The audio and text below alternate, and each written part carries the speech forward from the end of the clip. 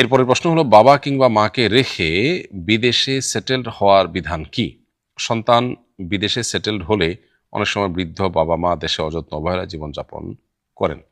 যদি পিতামাতার সেবা যত্নের মুখাপেক্ষী না হন এবং ভিন দেশে থাকায় তাদের আহ, কষ্ট না হয়, বা তাদের জন্য যদি সেই ব্যবস্থা থাকে যে তারা আসলে কোনো কষ্ট পাবেন না, তাহলে সেক্ষেত্রে আপনার জন্য ভিন দেশে সেটেল হওয়া জায়েজ আছে।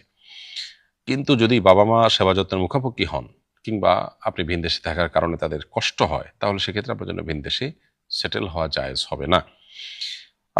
এটি হলো মৌলিক কথা। এর বাইরে যদি আপনি সেটেল হন আর ওনাদের কষ্ট না থাকে, ওনারা সেবা যত্নের মুখাপেক্ষি না হন বা সেই ব্যবস্থাপনা বন্দোবস্ত থাকেও, তারপরও আপনার নিয়মিত খোঁজখবর রাখা, তাদের সাথে মাঝে মাঝে সাক্ষাতের জন্য আসা এবং তারা যেন সন্তুষ্ট থাকেন, তাদের যেন মনে কোনো কষ্ট না থাকে, সেই জিনিস নিশ্চিত করা আপনার জন্য জরুরি। সেটা যদি আপনি না করেন তাহলে সেক্ষেত্রে আপনি গুনাহগার হবেন এবং বাবার প্রতি সদাচরণের যে নির্দেশনা কোরআন হাদিস আপনাকে দিয়েছে সেটার লঙ্ঘনকারী হিসাবে বিবেচিত হবেন। সে বিষয়টি আমাদের মাথায় রাখা দরকার।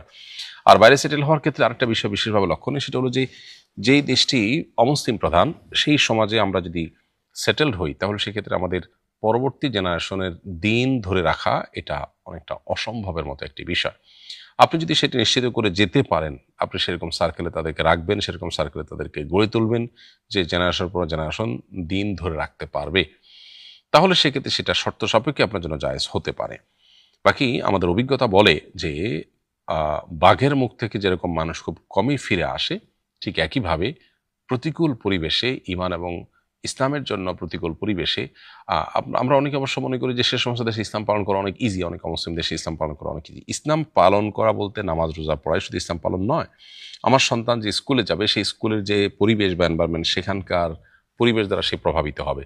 নট অনলি সেকুলার সিস্টেম, যে সিস্টেমটাই আসলে আল্লাহর প্রতি বিশ্বাসকে নিরুৎসাহিত করা হয়, সেই সিস্টেমের মধ্যে দিয়ে যখন সন্তান বড় হবে, একটা সময় সন্তান ইসলামচ্যুত হওয়ার সমূহ আশঙ্কা রয়েছে এবং বিজাতীয় কালচার দ্বারা প্রভাবিত হয়ে মুসলমানের কালচার থেকে সে হারিয়ে যাওয়ার সমূহ আশঙ্কা রয়েছে।